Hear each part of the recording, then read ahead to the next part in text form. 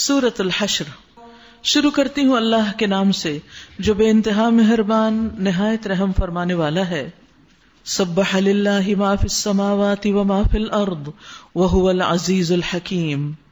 اللہ ہی کی تسبیح کی ہے ہر اس چیز نے جو آسمانوں اور زمین میں ہے، اور وہی غالب اور حکمت والا ہے۔ وہی ہے جس نے اہل کتاب کافروں کو پہلے ہی حملے میں ان کے گھروں سے نکال باہر کیا۔ تمہیں ہرگز یہ گمان نہ تھا کہ وہ نکل جائیں گے، اور وہ بھی یہ سمجھے بیٹھے تھے کہ ان کے قلعے انہیں اللہ سے بچا لیں گے، مگر اللہ ایسے رخ سے ان پر آیا جدھر ان کا خیال بھی نہ گیا تھا۔ اس نے ان کے دلوں میں رعب ڈال دیا، نتیجہ یہ ہوا کہ وہ خود اپنے ہاتھوں سے اپنے گھروں کو برباد کر رہے تھے اور مومنوں کے ہاتھوں بھی برباد کروا رہے تھے۔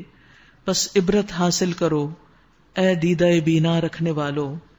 اس صورت میں غزوہ بنو نذیر کا ذکر کیا گیا ہے۔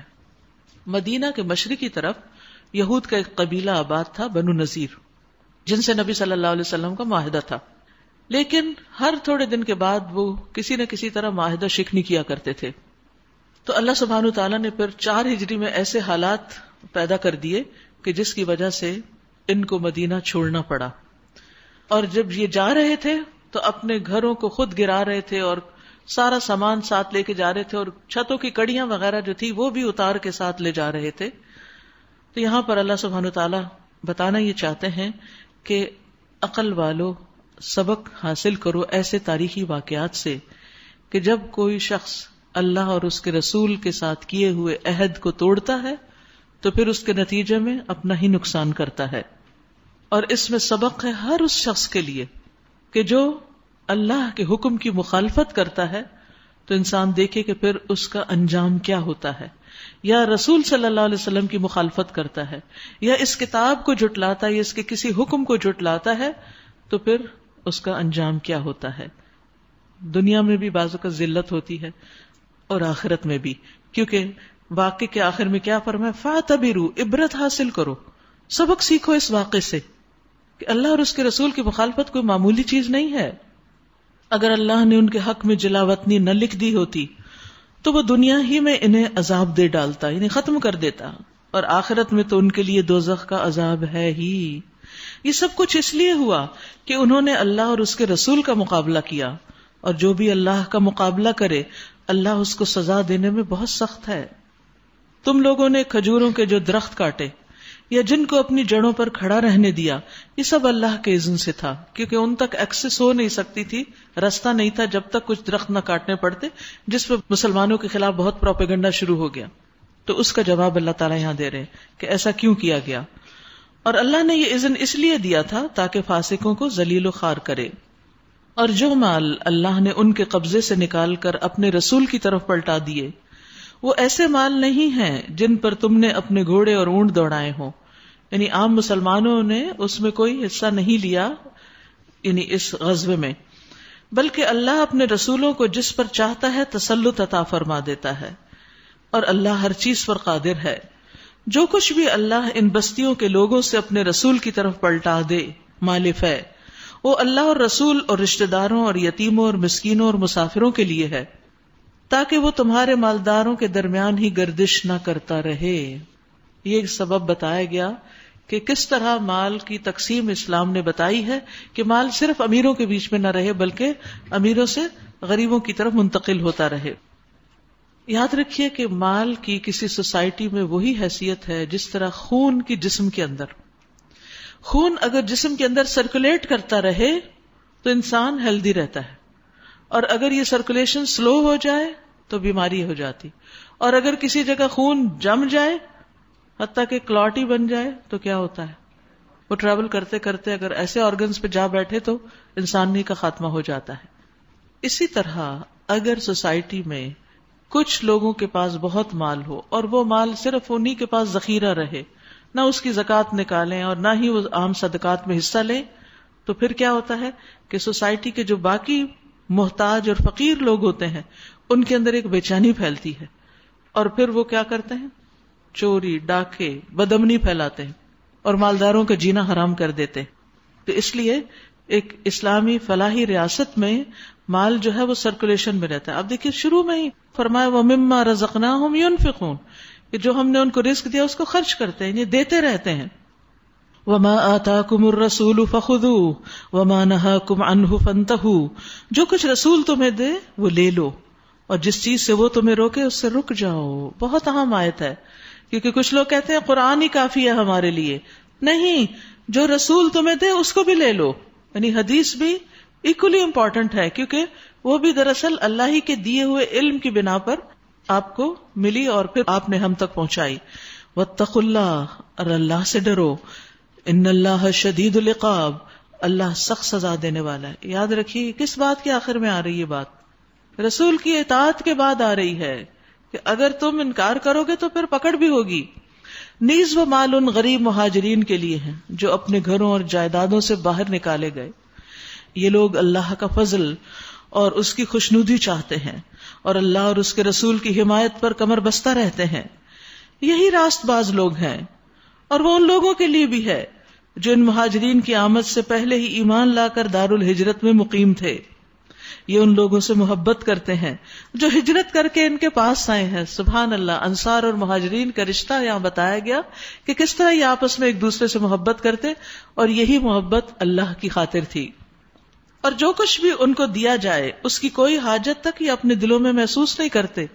یعنی بارہا انصار کو جب نہیں ملا اور مہاجرین کو پریفرنس دی گئی ان پر تو انہوں نے کسی دل کی تنگی کا اظہار نہیں کیا بلکہ خوش ہوئے. وَيُؤْثِرُونَ عَلَىٰ أَنفُسِهِمْ وَلَوْ كَانَ بِهِمْ خَصَاصَةٌ اور اپنی ذات پر دوسروں کو ترجیح دیتے ہیں خواہ وہ اپنی جگہ خود محتاج ہی کیوں نہ ہو، پھر بھی دوسرے کی ضرورت کا خیال زیادہ. یاد رکھیے یہاں وہ واقعہ بتایا جاتا ہے اس کے پس منظر میں کہ جب نبی صلی اللہ علیہ وسلم کے پاس کچھ مہمان آئے تو ازواج مطہرات سے پوچھوایا، کسی کے پاس کچھ نہیں تھا، مہمان تھا، اس کی خاطرداری ضروری تھی، تو ایک انصاری اپنے گھر لے گئے اور ان کے پاس بھی اس وقت صرف اتنا کھانا تھا کہ یا خود کھاتے یا مہمان کو کھلاتے. تو انہوں نے بچوں کو بھوکا سلا دیا، چراغ گل کر دیا اور اس طرح ظاہر کیا جیسے وہ خود بھی کھا رہے ہو لیکن سارا کھانا مہمان کو کھلا دیا. تو اس پر اللہ سبحانہ وتعالی نہایت خوش ہوئے. اور یہاں پر ان لوگوں کی تعریف کی گئی کہ خواہ خود بھوکے بھی ہوں، تنگی بھی ہو، محتاجی بھی ہو، پھر بھی دوسروں کو ترجیح دیتے ہیں. وَمَن يُوقَ شُحَّ نَفْسِهِ جو اپنے نفس کے شح سے بچا لیا گیا. شح کا معنی ہے حرص، خود غرضی، کنجوسی، بخل، دل کی تنگی. فَأُولَئِكَ هُمُ الْمُفْلِحُونَ وہی لوگ فلاح پانے والے ہیں. یاد رکھیے جب انسان کا دل وسیع ہو جاتا ہے نا، اللہ کا حکم ماننا، رسول صلی اللہ علیہ وسلم کی سنت پر عمل کرنا آسان ہو جاتا ہے. سب طرح کے احکامات آسان ہو مشکل ہو انسان خوشی خوشی کرنے لگتا ہے کیونکہ اس کا سینہ کھلا ہوتا ہے، وہ ریسیپٹیو ہوتا ہے. اور ان چیزوں کو چھوڑنا بھی آسان ہو جاتا ہے جن کو اللہ نے منع کیا ہے، چاہے وہ انسان کو کتنی ہی محبوب کیوں نہ ہو. اور اسی طرح اللہ کی خاطر مال خرچ کرنا، دوسروں کو اپنے اوپر پریفرنس دینا، وہ بھی آسان ہو جاتا ہے. اور اس طریقے سے انسان پھر کامیابی حاصل کر لیتا ہے. اور یاد رکھیے انسان کی بدترین صفات میں سے ہے دل کی تنگی اور بخل. اور بخل ایمان کی منافی صفت ہے، ہلاک کرنے والی بیماری ہے. اور پہلی قوموں کو بخل نہیں ہلاک کیا، نبی صلی اللہ علیہ وسلم نے اس سے خبردار کیا تھا. اور ان لوگوں کے لیے بھی جو ان اگلوں کے بعد آئے ہیں، یقولون ربنا اغفر لنا ولإخواننا الذين سبقونا بالایمان ولا تجعل في قلوبنا غلا للذين آمنوا ربنا انك رؤوف رحیم. جو کہتے ہیں اے ہمارے رب ہمیں اور ہمارے ان سب بھائیوں کو بخش دے جو ہم سے پہلے ایمان لائے، اور ہمارے دلوں میں اہل ایمان کے لیے کوئی بغض نہ رکھ. اے ہمارے رب تو بڑا مہربان اور رحیم ہے. کتنی خوبصورت دعا ہے. یہ ہوتی ہے دلوں کی وسعت کہ انسان ایمان لانے کے بعد جب خود اپنے لیے دعا کرتا ہے تو صرف اپنے لیے نہیں کرتا، دوسروں کے لیے بھی کرتا ہے. کیونکہ ایمان انسان کو دوسروں کے لیے فائدہ مند بناتا ہے، دوسروں کی خدمت کرنے والا بناتا ہے. ایسا شخص دوسروں کے لیے کھلے دل سے دعا کرتا ہے. اور دوسروں کے لیے دعا کرنا انبیاء کی سنت ہے. ابراہیم علیہ السلام نے کہا تھا ربنا اغفر لی ولوالدی وللمؤمنین یوم یقوم الحساب. اور یاد رکھیے غائبانہ دعا کی تو ویسے ہی بڑی فضیلت ہے. آپ کسی کے لیے کچھ مانگتے ہیں اللہ آپ کو دیتا ہے. اپنے بچوں کے لیے پریشان ہے، دوسروں کے بچوں کی ہدایت کے لیے دعا کریں. خود بیمار ہے، سب بیماروں کی شفا کی دعا کریں. جو چیز اپنے لیے چاہیں دوسروں کے لیے اگر دے نہیں سکتے تو دعا تو کریں، تو اس سے انشاءاللہ آپ کے اندر بھی وسعت آئے گی. تو اس دعا کو بھی اپنی دعا میں شامل کر لیں. الم تر الی الذین نافقوا، کیا تم نے دیکھا نہیں ان لوگوں کو جنہوں نے منافقت کی روش اختیار کی؟ یہ اپنے کافر اہل کتاب بھائیوں سے کہتے ہیں اگر تمہیں نکالا گیا تو ہم تمہارے ساتھ نکلیں گے اور تمہارے معاملے میں ہم کسی کی بات ہرگز نہ مانیں گے. اگر تم سے جنگ کی گئی تو ہم تمہاری مدد کریں گے، مگر اللہ گواہ ہے کہ یہ لوگ قطعی جھوٹے ہیں، یہ صرف جھوٹے دعوے اور وعدے ہیں. اگر وہ نکالے گئے تو یہ ان کے ساتھ ہرگز نہ نکلیں گے. اور وقت نے ثابت کیا کہ واقعی نہیں نکلے. جب بنو نذیر کو جلا وطن کیا گیا تو مدینہ کے منافقین ساتھ نہیں گئے، دنیا میں ہی واضح ہو گیا، جھوٹ کھل گیا. اور اگر ان سے جنگ کی گئی تو یہ ان کی ہرگز مدد نہ کریں گے، اور اگر یہ ان کی مدد کریں بھی تو پیٹ پھیر جائیں گے اور پھر کہیں سے کوئی مدد نہ پائیں گے. ان کے دلوں میں اللہ سے بڑھ کر تمہارا خوف ہے. اور جب انسان انسانوں سے زیادہ ڈرتا ہے اللہ سے تو پھر اللہ انسان کو بندوں ہی کے حوالے کر دیتا ہے. اس لیے کہ یہ ایسے لوگ ہیں جو سمجھ بوجھ نہیں رکھتے. انسان کی عقل مندی کی دلیل ہے اللہ سے ڈرنا. وہ شخص نہایت ناسمجھ ہے جو بندوں سے زیادہ ڈرتا ہے اور اللہ سے نہیں ڈرتا یا کم ڈرتا ہے. یہ کبھی اکٹھے ہو کر کھلے میدان میں تمہارا مقابلہ نہ کریں گے. لڑیں گے بھی تو قلعہ بند بستیوں میں بیٹھ کے یا دیواروں کے پیچھے چھپ کے. یہ آپس کی مخالفت میں بڑے سخت ہیں. تم انہیں اکٹھا سمجھتے ہو مگر ان کے دل ایک دوسرے سے پھٹے ہوئے ہیں. ان کا یہ حال اس لیے ہے کہ یہ بے عقل لوگ ہیں. یعنی اس سے بھی یہ پتہ چلتا ہے کہ آپس کا اختلاف ناسمجھ لوگ کرتے ہیں. جو عقل مند ہوتے ہیں وہ چھوٹی چھوٹی باتوں کو بہت بڑا ایشو نہیں بناتے، اگنور کر دیتے ہیں، درگزر کرتے ہیں. اور یہاں پر آپس کے بغض کی ممانعت ایک طرح سے کی گئی ہے. کشاری کہتے ہیں کہ لوگوں کا آپس میں متحد ہونا حالانکہ ان کے دل آپس میں نفرت رکھتے ہوں ہر قسم کے بگاڑ کی اصل ہے. سب فساد اور بگاڑ وہاں سے شروع ہوتا ہے جہاں کچھ لوگ اکٹھے ہوں، ایک ٹیم ہو، لیکن ان کے دل آپس میں پھٹے ہوئے ہوں، ایک دوسرے سے نفرت رکھتے ہوں. اور ہر مشکل موقع پر اللہ کی طرف سے مدد نہ آنے کی وجہ، یعنی ایسے لوگوں کو اللہ کی مدد بھی نہیں آتی، اور اس بات سے پھر ان کے دشمن ان پہ جسارت کرتے ہیں، ان پہ چڑھ آتے ہیں. آج مسلمانوں کو مدد کیوں نہیں آ رہی اللہ کی، جبکہ اللہ کا وعدہ ہے کہ وہ اپنے بندوں کی مدد کرے گا؟ کیونکہ آپس میں ہی نفرتیں اور بغض اور حسد اور ایک دوسرے کے خلاف الزامات، چھوٹے لیول پر بھی اور بڑے لیول پر بھی یہ بیماری عام ہو گئی ہے مسلمانوں میں، اور یہ چیز اللہ تعالیٰ کو سخت ناپسند ہے. نبی صلی اللہ علیہ وسلم نے فرمایا تم ایک دوسرے سے قطع تعلق ہی نہ کرو، ایک دوسرے سے منہ نہ موڑو، اور ایک دوسرے سے بغض نہ رکھو، اور نہ ہی ایک دوسرے سے حسد کرو، اور تم بھائی بھائی ہو جاؤ جیسے کہ اللہ نے تمہیں حکم دیا ہے. نبی صلی اللہ علیہ وسلم نے فرمایا آپس کی عداوت سے بچو کیونکہ یہ دین کو مونڈ دینے والی. وہاں سے دین پھلتا پھولتا نہیں جہاں دین والوں کی آپس میں عداوتیں اور نفرتیں شروع ہو جائیں. تو اس لیے اس سے بچنا انتہائی ضروری ہے. یہ انہی لوگوں کی مانند ہیں جو ان سے تھوڑی ہی مدت پہلے اپنے کیے کا مزہ چکھ چکے ہیں اور ان کے لیے دردناک عذاب ہے. ان کی مثال شیطان کی سی ہے کہ پہلے وہ انسان سے کہتا ہے کفر کر، اور جب انسان کر بیٹھتا ہے تو کہتا ہے میں تجھ سے بری ذمہ ہوں، مجھے تو اللہ رب العالمین سے ڈر لگتا ہے. یعنی شیطان ضروری نہیں کہ جن شیطان ہو، انسانی شیطان بھی ہوتے ہیں جو بعض کو بعض کے خلاف بہکاتے رہتے ہیں.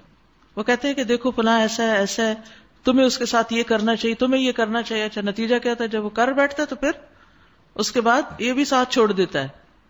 یعنی پہلے نفرتیں پھیلانے میں دوسرے کو بک اپ کیا، اور جب ایک شخص کو استعمال کر لیا، کام بگاڑ لیا، اس کے بعد خود پیچھے ہٹ گئے.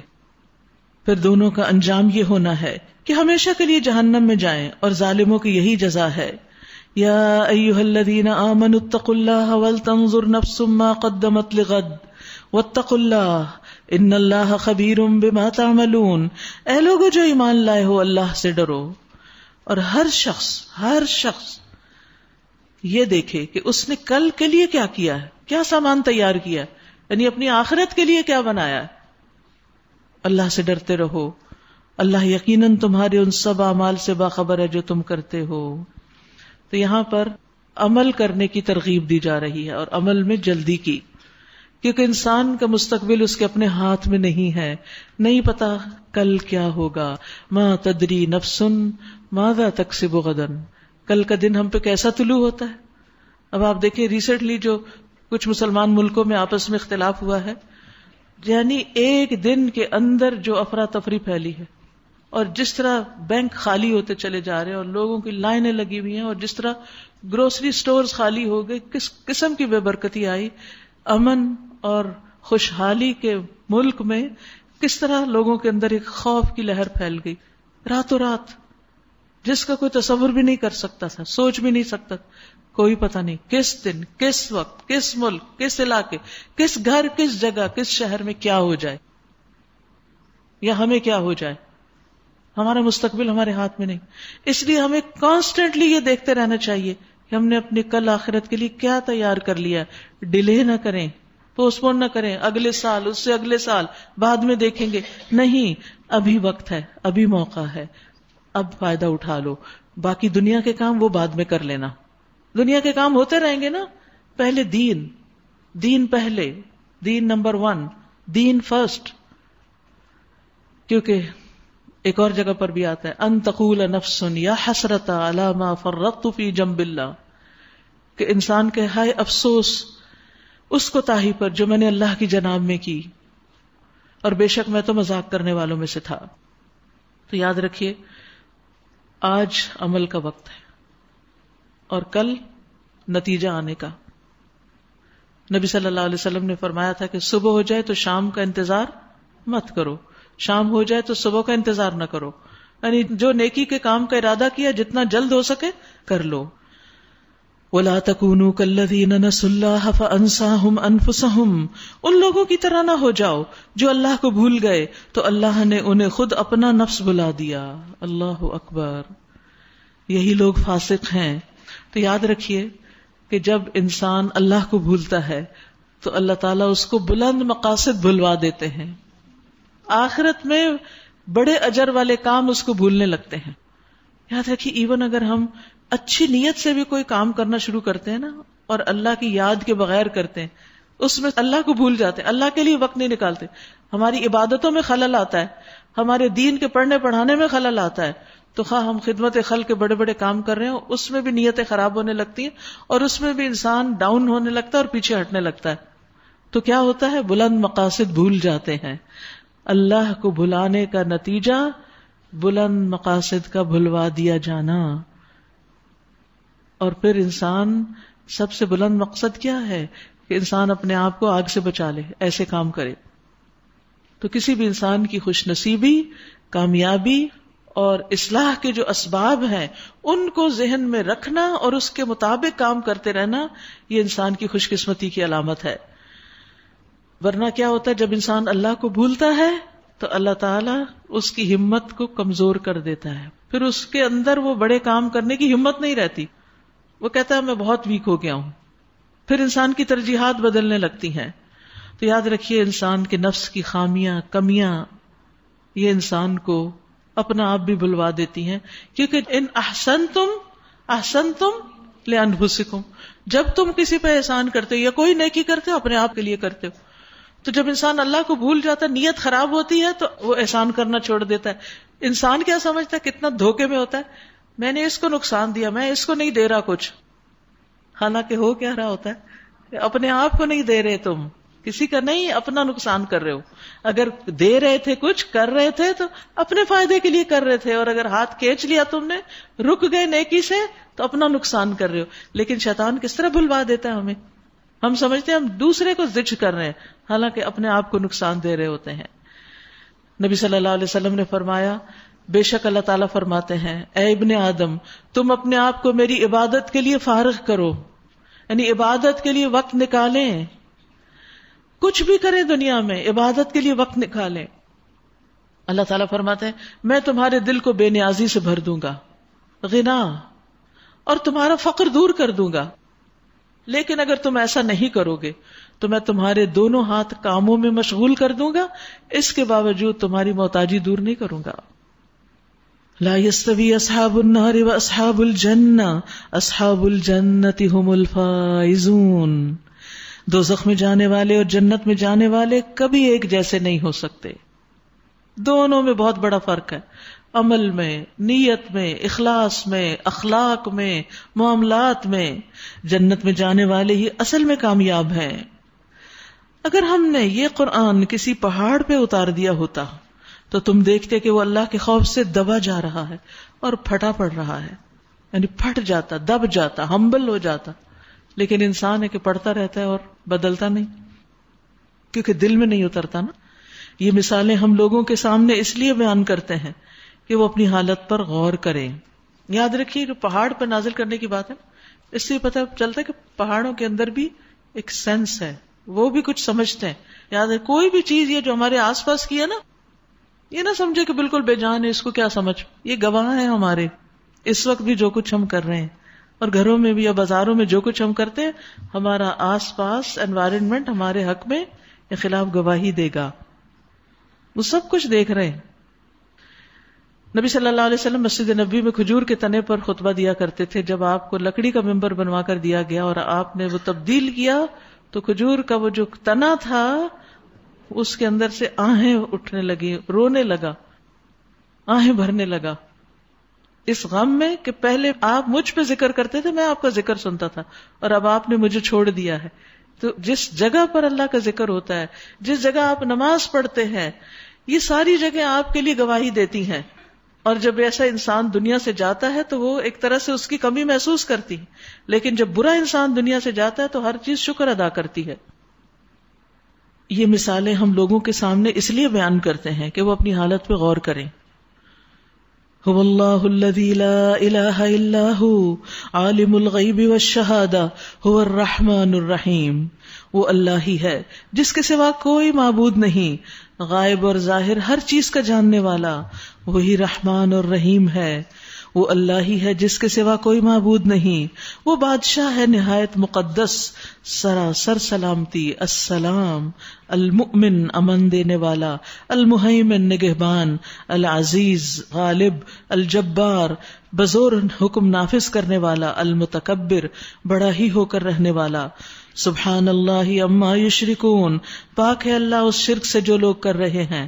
وہ اللہ ہی ہے جو تخلیق کا منصوبہ بنانے والا اور اس کو نافذ کرنے والا ہے اور اس کے مطابق صورت گری کرتا ہے.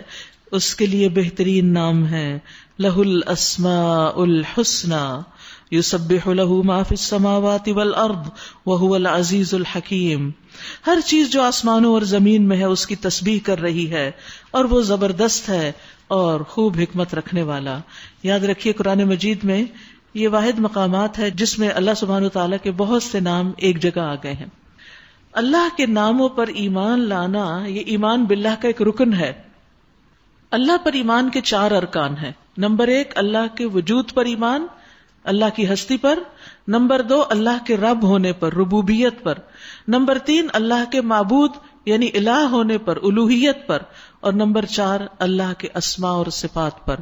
ان سب پر ایمان ضروری ہے. اگر کہا جائے اللہ سنتا ہے تو ایمان ہے ہمارا کہ ہاں سنتا ہے. السمیع بالکل السمیع ہے، البصیر ہے، الرحمن ہے، الرحیم ہے. یاد رکھیے اللہ کے نام اللہ کی پہچان ہے، اور اللہ سبحانہ وتعالیٰ کے بارے میں جاننا ہماری زندگی کا مقصد ہونا چاہیے. قرآن مجید میں آتا ہے وَمَا خَلَقْتُ الْجِنَّ وَالْإِنسَ إِلَّا لِيَعْبُدُونَ.